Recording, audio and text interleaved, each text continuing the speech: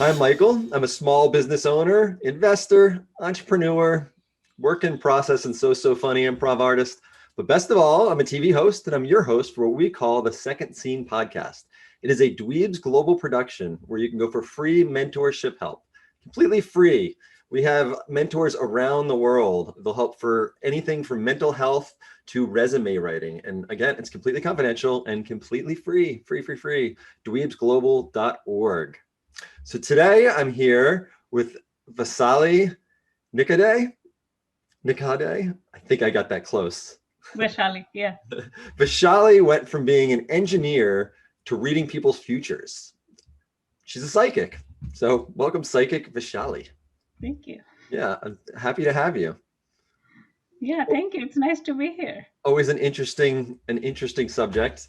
Why did you go from being an engineer to being a psychic? So I wish I could tell you I had planned it, but I did not. And neither did I wake up one day and say, oh, today I'm becoming a psychic. No? It was a series of accidents that led me to doing that. And what happened is I was looking for answers related to some work questions, and I started consulting psychics. And I thought that since the psychics are supposed to see the future, they would be able to see my future and tell me what's going to happen. I mean, how hard can that be? Right, that's what they're there for. So I contacted one psychic, and I don't know. I think she wasn't telling me what the truth or what I wanted to hear, or a combination of the above. So I said, okay, let me try a couple more. And by the time I started trying couple more, I was over 40, 50 psychics. Wow, that's a lot. I know, but when you're just trying a couple more, you don't count. You just do a couple more. Don't you count your wallet? That's a lot of money you spent. Well, that's how do I say? That's a little different, different question, because some of the readings I got maybe not at full price. Maybe there Okay. was some element involved in there where I maybe they had like a what do you say, a sale going on or things like that. But after I was done with about 40 or 50 psychics, I kind of threw my hands up in the air and said that these guys are clowns. They have no clue what they're talking about. I said, I need to figure this out myself. Okay. And how hard can it be? Well, a lot of people think it's impossible. Oh, well, that's not my problem. Right. So I decided to, I started thinking about it. And I said, listen, this is how it's going to be. So you have to understand that I came from a very left brain scientific mindset. Mhm. And I was designing computer chips. And essentially, when you add one and one, if you don't get a two, there's a problem. Yeah. No, I'm a computer programmer, so I Oh, completely cool. understand that. See? Yeah. So it's like the same, almost the same background, not quite, but Mhm. anyway. So I said, listen, if they can see 3 months, 6 months out the future, then they can see maybe 3 days, 3 hours into the future. And if I really want to test this, then I just need to like test it for an hour or 2 hours. And you have to think about it. It's like an engineering testing mentality. You have to test in small chunks to see if it works, and then I compile the whole thing. Mm-hmm. So I said, if I can test it for a couple of hours and predict what's going to happen in the next few hours, then, there is some sense in moving forward. Otherwise, it doesn't even make sense. So I decided to start testing. And I used to go to the gym in the morning. This is a story back from 2014. Mm-hmm. So I used to go to the gym in the morning, and I said that, what I'll do is I'll kind of do a reading of what's going to happen in the gym, because I used to hang out there for a little over an hour. And every day I would do something different. Like some days I would do like the Stairmaster, some days I would run, some days I would lift weights, some days I would do kickboxing. So there would be enough variety for me to kind of see how it actually works or plays out. Mm-hmm. And I said, if it works for an hour or so, then, I can kind of look a little bit more into the future and kind of see if it makes sense to move forward. Right. So first day, and you have to still realize that I still had all my engineering brain intact. So first day I did the reading, I took a notebook and paper and I wrote down, what is going to happen very systematically, like you write equations. So wrote down what's going to happen, and then by the time I go there, I kind of forget about the reading. I just do what I have to do, and then I come back, and then I look at what I had written, and it actually played out. But you were So writing, aren't you kind of telling yourself what to do at that point? no, it's like, it is more like prediction. Like I'm writing like how it is supposed to play out. So for instance, how do I say this? It's like, give me an example. Let's say you're running, okay? And you have a certain pace, like let's say you run 10-minute miles or something. And then you can plan your route that if I'm going to run 5 miles, then it's going to take 50 minutes. And maybe if I give myself some margins, in an hour, I'll be done. So, Hmm. I have the whole route and everything planned out. And now I know that I'll be done in an hour, right? So I have that whole thing down. So now for the prediction, I could say that, okay, this and this is going to happen. And I would just write a few sentences on what to expect. So it's a little bit broad because there is no specific question. Right. It's a little general, but it still gives you the essence of it. So what would be a prediction you would make for your gym? Yeah, so I'm going to come to that. There's a quiz you didn't know about. Okay. Okay. So the first day, whatever the prediction was, it played out. And then I said, oh, well, one day can be fluke. I just kind of tossed it out into thin air. So the next day I wake up, I said, let me try again. There's a little bit of excitement and anticipation. Hmm. So I do the same thing. I write down my prediction and I try again. And I come back and I see, oh my God, I actually predicted what's going to happen. That is so scary. So what So was then it though? What did you predict? whatever was happened, like maybe I'll talk to someone, or maybe I'll spill water, or whatever it was that would happen, whatever was the most significant thing that would happen. Okay. So when we come to the quiz, you'll know. Okay. Okay. So I do the same thing the third day, and the third day I come back and the same thing. I predicted what would happen. So then I started scratching my head. I'm like, come on, this cannot be, this cannot be how I'm predicting my own future over here. How can that even be possible? I said, okay, let's say hypothetically that you can do it. So I said, if you can do it, then you can change it too, because you can essentially see through the future. So then you can also change it. So I said, okay, let's give that a try. Today I'm going to kind of change my future.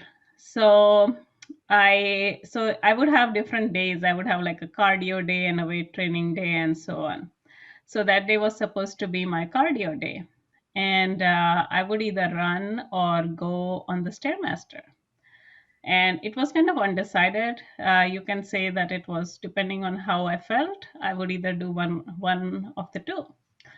So I said that, okay, today if the reading says stairmaster, then I'm going to go and run, and then if the reading says run, then I'll go and do the stairmaster, so that I'm right and the reading reading is wrong. Okay. So then, do you want to make a guess as to what the prediction was or what the reading showed? Because I. whatever it showed, it said I would, no matter what I did, I would be right, and the reading would also be correct. Hmm. Do you want to make a guess? Like both of us would be correct, and I was going to flip, because if it said stairmaster, I was going to go and run just to prove that I can change my own future. Right. Right. So why couldn't you though? So, what the reading showed was a woman at crossroads, which meant that no matter what I did, I would be correct, and so would the reading. So, that day, actually, there was a switch that flipped in my brain, which said that, okay, I need to look into this. So, I started looking into it, and then I did more readings on myself, and then I started reading more people, and they I'm would sorry. come back. Is this all with tarot cards? I use a different type of cards. So I Okay. did get training related to clairvoyance, and then I use a different type of cards, and it's more like for predictions, for predictive future, let's say. Okay. Um, so then I started reading other people, and then they started coming back and telling me that it actually played out. And before I knew, I actually became became a psychic. Okay. And one of the things which one of well I don't know how much you know about the psychic world, but about 70% plus of my readings were related to love and relationships, Mhm. and people wanted to know more about like their future girlfriend or boyfriend. So I would give them a description of what they would look like, how you would meet them, all those details. Okay. So that became my bestseller. read. That's what people always want to find out about. I lived in New York City for a long time, and I had a psychic across the street from me on St. Mark's Place. And I'm Mhm. pretty sure that was the reason I went to her every time. Oh yeah, yeah. That's like one of the. Well, I mean, that's the entry point. But then people kind of go in different directions. Some people want to know about health. Some people want to know about business. Some people want to know about career, about money, and so on. But Right. a lot of them, the entry point is always related to a relationship. Okay. Do Yeah, you do you believe that anyone can be a psychic if they learn the tools? absolutely, 100%. Okay.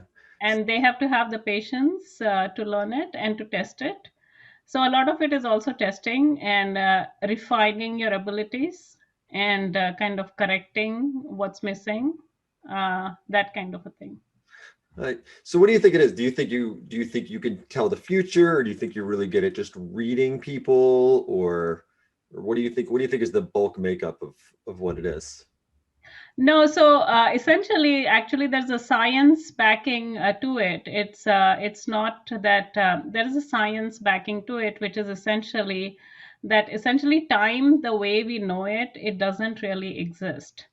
And most of the people, when they think of time, they think of time as a linear thing, which is it's like past has happened, present is now, and future is going to happen. But time actually is multidimensional, which means that the past, present, future, they are all happening at the same time.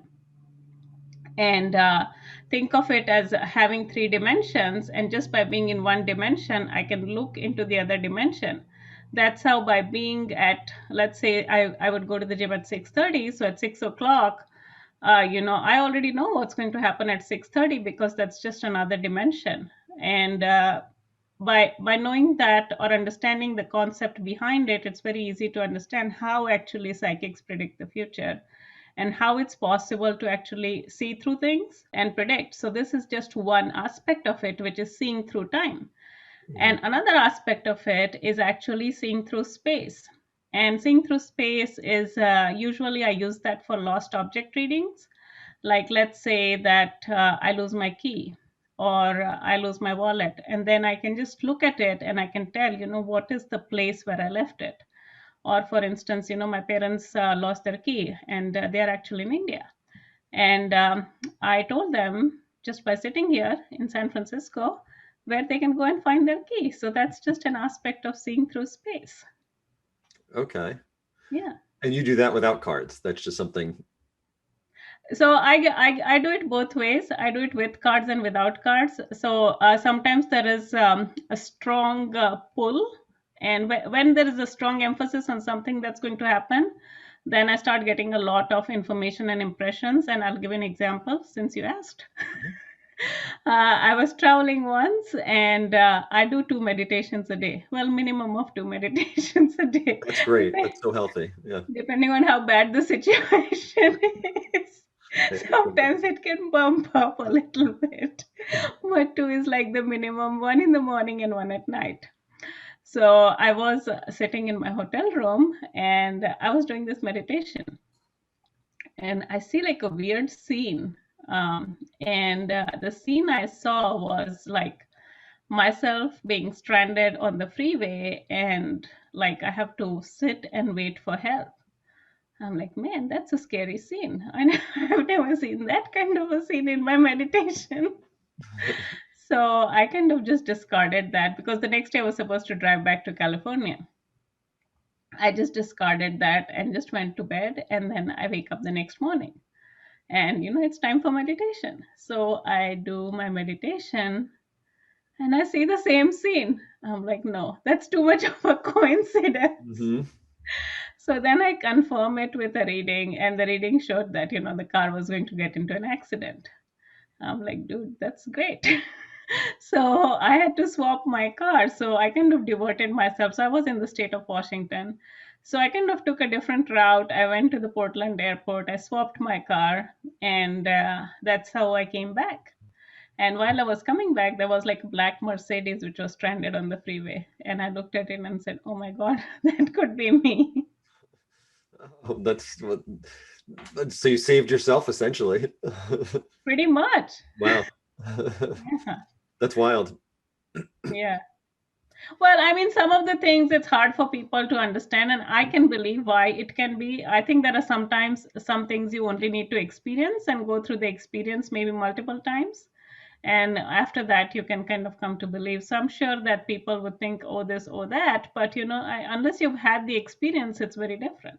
Right. I get you.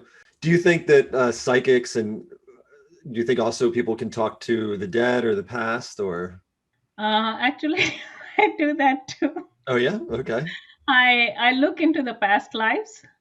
So like I can read somebody's past lives, and if there's a very strong message, then I can give that information out.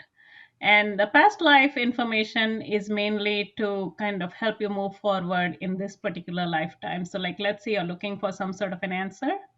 So the past life reading would give you information in terms of whatever that answer is that you're looking for.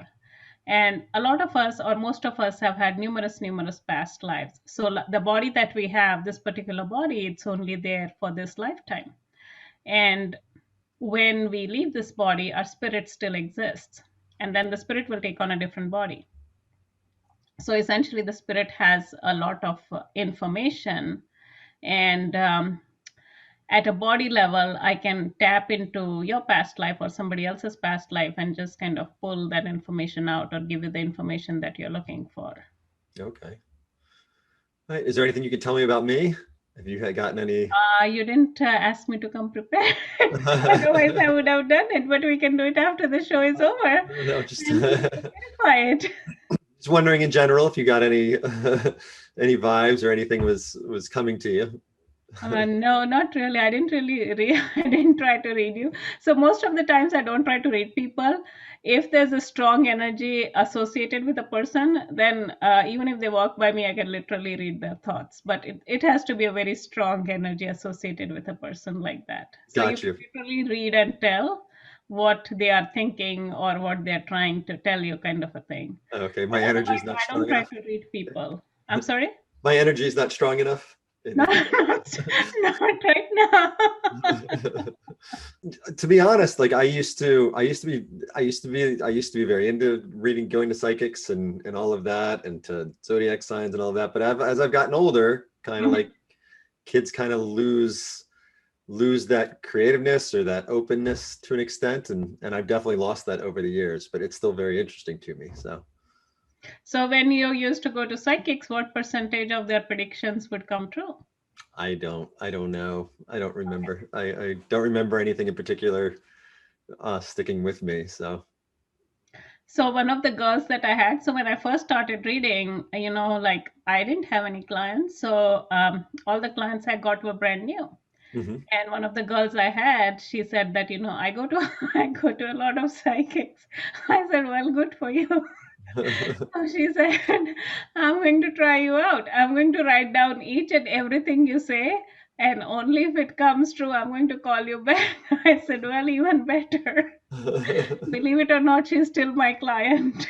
Nice. How long has that been? It's been how long? 14, since 2014. Okay, okay.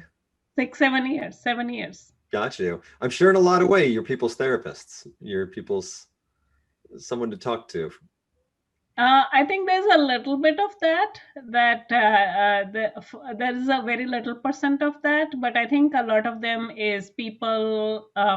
So some of them are genuine readings where they are kind of looking for information or looking for a solution. So one more thing about doing this kind of a thing is, like I said, if you know something is going to happen, then you should have the ability to change it.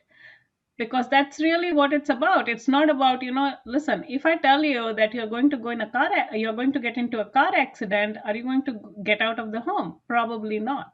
Most likely not, right? Right. So that's the kind of information that you can get in terms of what's going to happen. So some people leverage it in different ways.